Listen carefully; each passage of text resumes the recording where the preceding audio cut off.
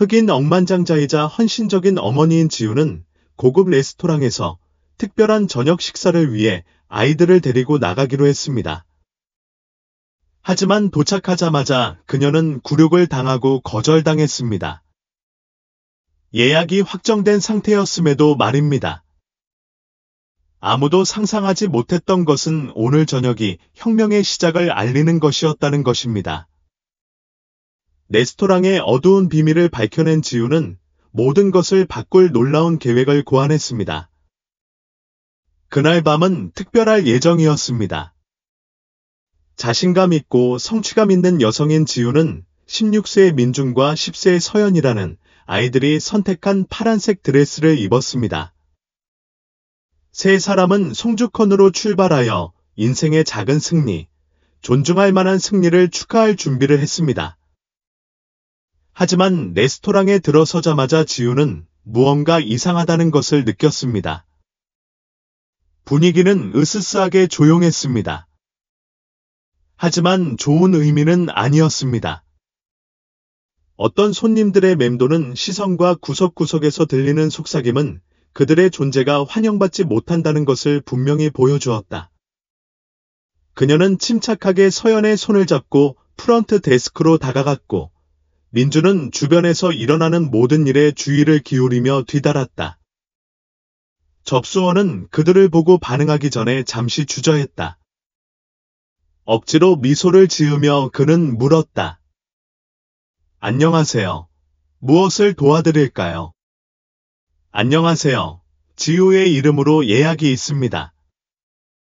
청년은 고개를 끄덕이고 컴퓨터에 타이핑을 시작했다.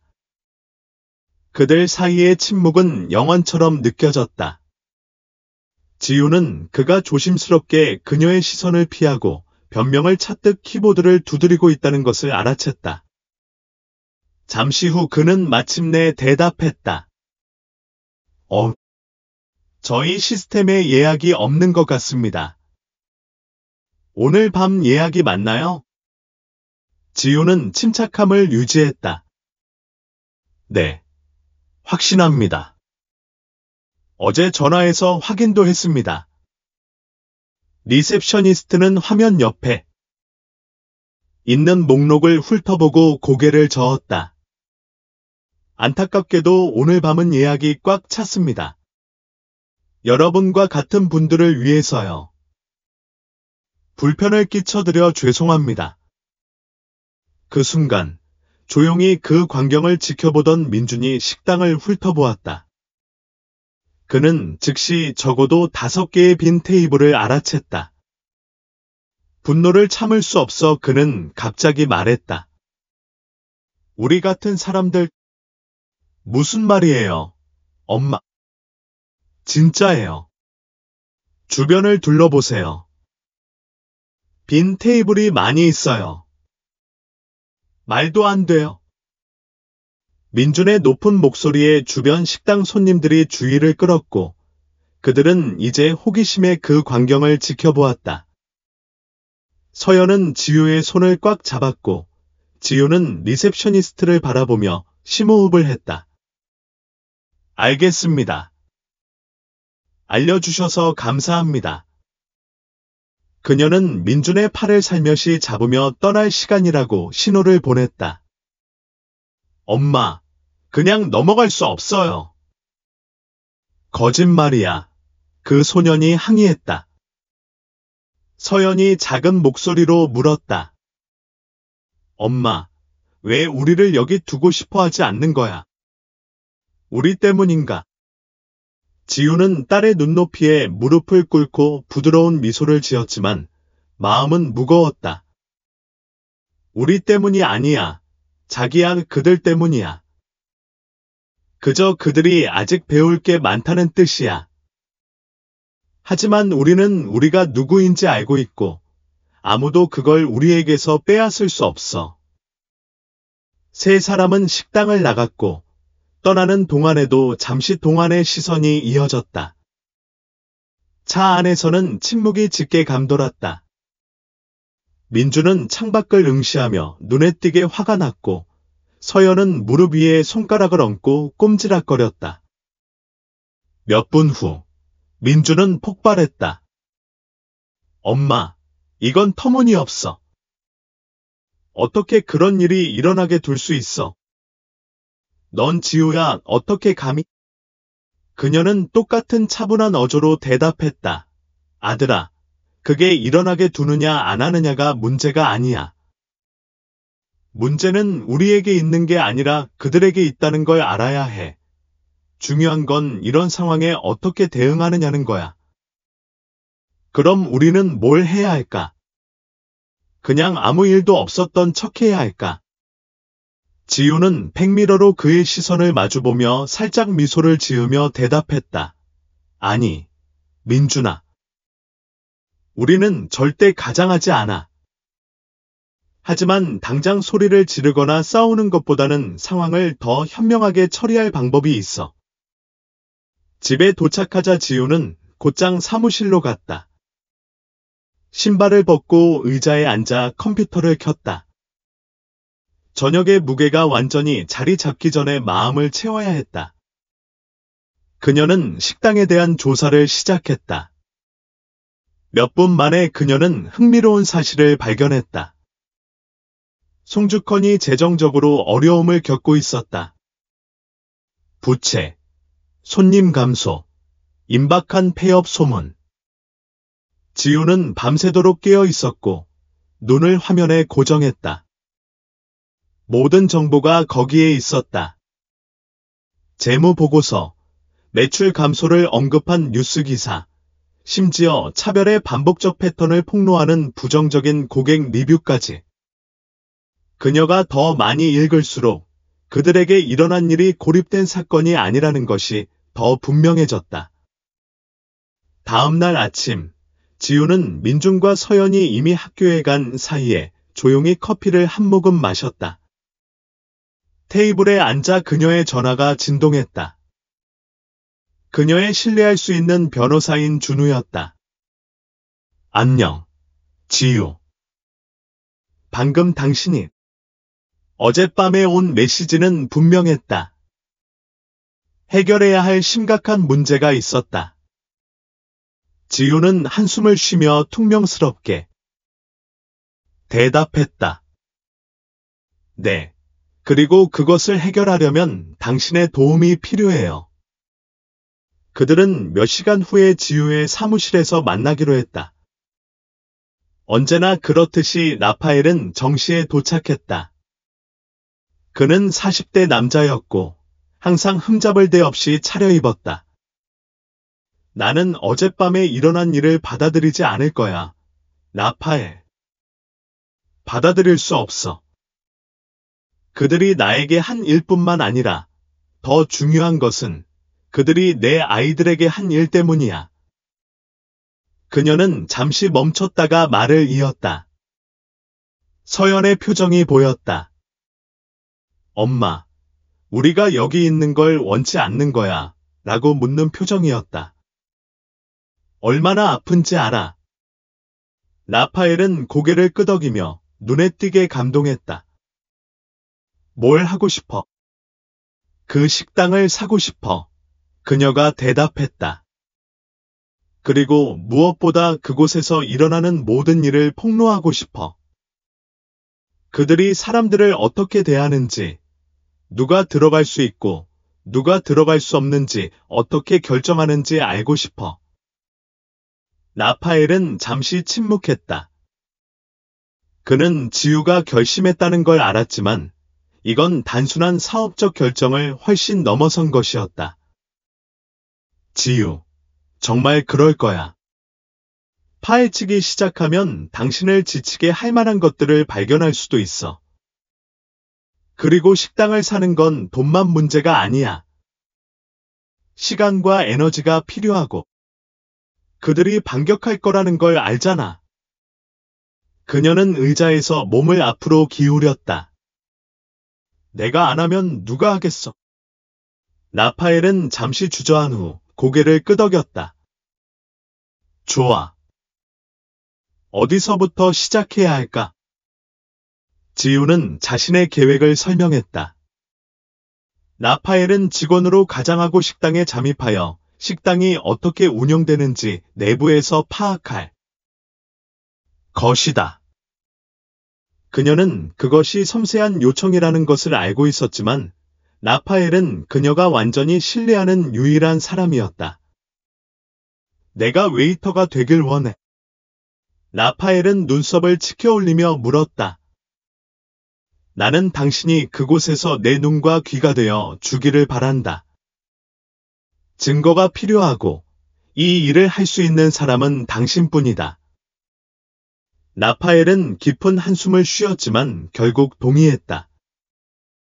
좋아. 그곳에서 일자리를 구할 방법을 찾을게. 라파엘이 새로운 역할을 준비하는 동안 지우는 식당 매수에 대한 조사를 계속했다. 그녀는 부동산 중개인과 영향력 있는 사업 연락처에 연락하여 송주컨의 주인에 대한 정보를 수집했다. 하지만 그녀가 제안을 할 때마다 그녀는 모호하거나 회피적인 답변을 받았다. 이런 통화 중 하나에서 예상치 못한 이름이 떠올랐습니다. 서준이었습니다. 레오폴드는 그녀의 전 시아버지로 강력하고 무자비한 사람으로 지우가 아들 리암과 결혼하는 것을 결코 승인하지 않았습니다. 리암이 죽은 후로 레오폴드는 그녀와 아이들과의 모든 인연을 끊었습니다. 그리고 지금 그는 여기 있습니다. 같은 레스토랑에 관심이 있습니다. 지우는 그와 마주하기로 결심했습니다. 다음 날, 그녀는 그의 개인 번호로 직접 전화를 걸었습니다. 레오폴드는 그녀가 항상 알고 있던 것과 같은 차갑게 대답했습니다. 지유, 이 전화를 받게 된 영광은 뭐 덕분인가요? 당신이 레스토랑에 그렇게 관심이 있다는 걸 몰랐어요. 레오폴드. 그는 따뜻함 없이 부드럽게 웃었습니다. 저는 가치 있는 투자를 항상 감사히 여겼습니다. 송주원에게 관심이 있는 이유는 무엇인가요? 그리고 당신은? 이건 정확히 당신의 사업 스타일이 아닌 것 같군요. 그건 당신이 상관할 일이 아니에요. 그럼 우리는 동의합니다. 지우가 날카롭게 대답했습니다. 하지만 이 주제에 대해 이야기하고 있으니 분명히 말해두겠습니다. 당신이 무엇을 하든 그 식당은 내 것이 될 겁니다. 지우는 피가 끓는 것을 느꼈습니다. 물러서지 않을 거야, 레오폴드. 이 식당은 당신이 상상하는 것보다 훨씬 더 나에게 의미가 있어. 당신이 나를 위협할 수 있다고 생각한다면 당신은 착각한 거야. 레오폴드가 차분하면서도 여전히 도발적인 어조로 대답하기 전에 잠깐 침묵이 흘렀습니다. 나는 항상 당신의 결단력을 존경했어, 지유. 그것이 얼마나 멀리까지 갈 수 있는지 보자. 전화는 끝났지만 그들의 대화의 무게는 여전히 남았습니다. 지우는 레오폴드가 쉽게 포기할 사람이 아니라는 것을 알고 있었습니다. 하지만 그녀도 마찬가지였습니다. 한편 라파엘은 송주컨에서 웨이터 자리를 성공적으로 확보했습니다. 불과 며칠 만에 그는 이미 이상한 일들을 알아차리기 시작했습니다. 특정 직원에게 유리한 일정, 단골 고객을 위한 대체 예약 시스템. 그리고 더 나쁜 것은 누구에게 서비스를 제공할지 결정하는 특정 기준을 암시하는 관리자들 간의 대화였습니다.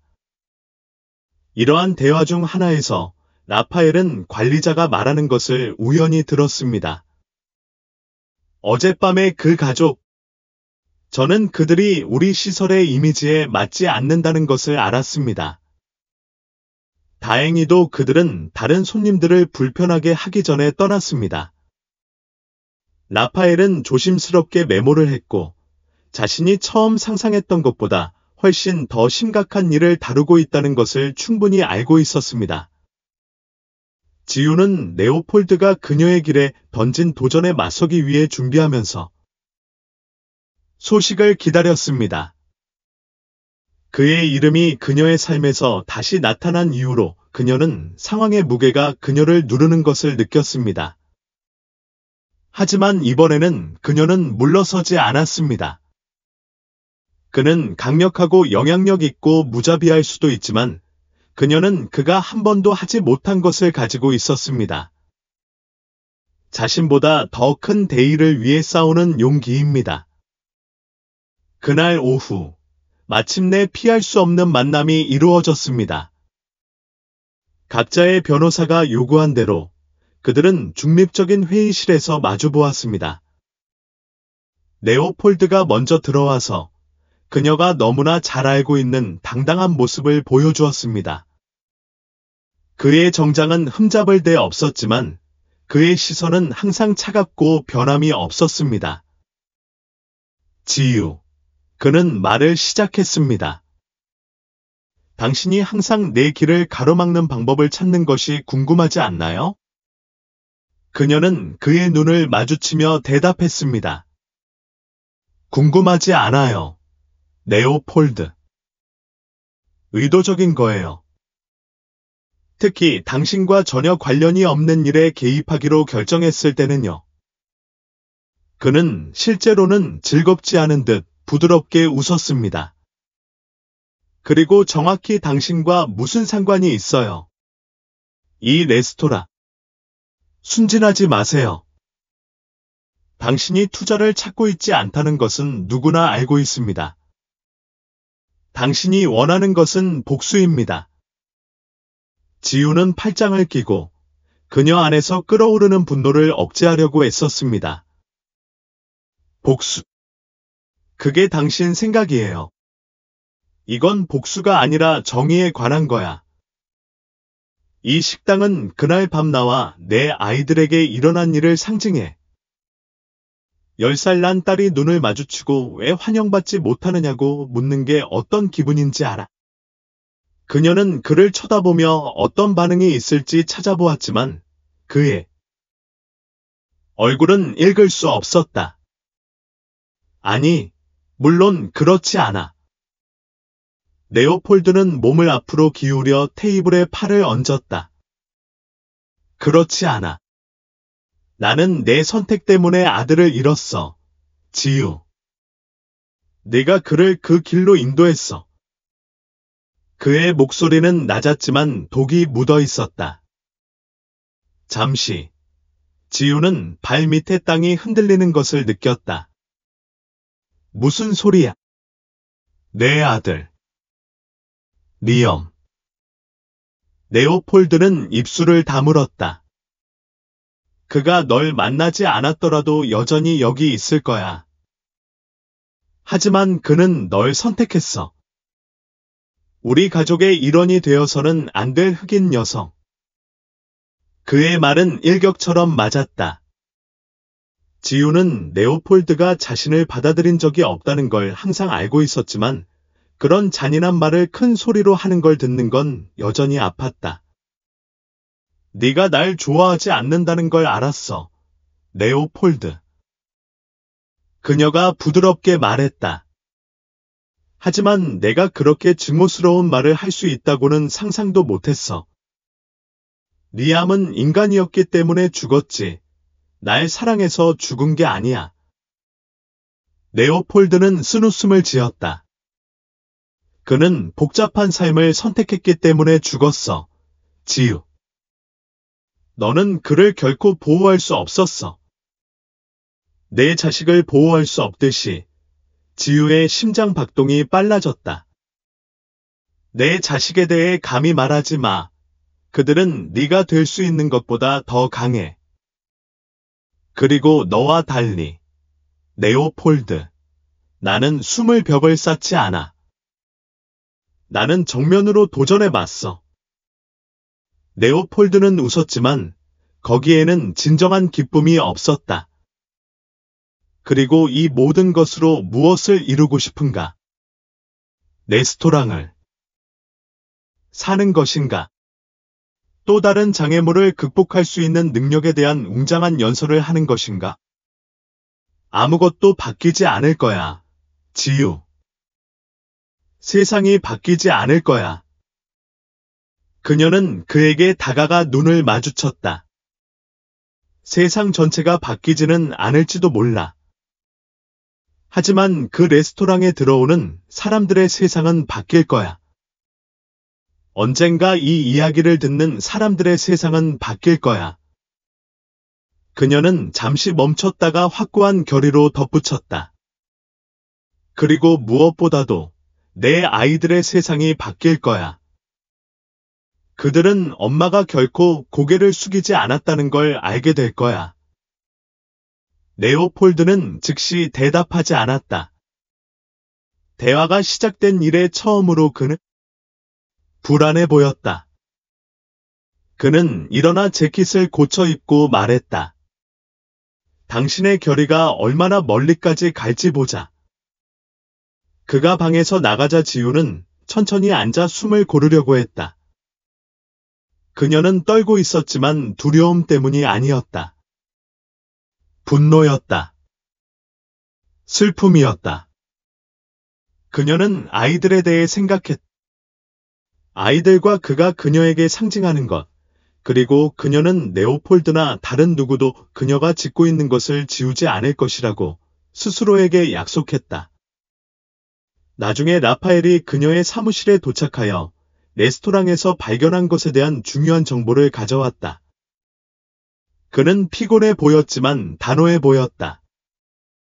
지유, 내가 들은 말을 믿지 못할 거야. 그들은 비공식적인 배제 정책을 가지고 있어. 공식적인 것은 아니지만 매니저들은 특정 사람들은 환영받지 못한다고 분명히 말하고 있어. 역겹잖아. 그녀는 팔짱을 끼고 고개를 끄덕였다. 그게 내가 두려웠던 거야. 증거가 있을까? 몇 가지 대화를 녹음했어. 별로 많지는 않지만 시작이야. 직원들은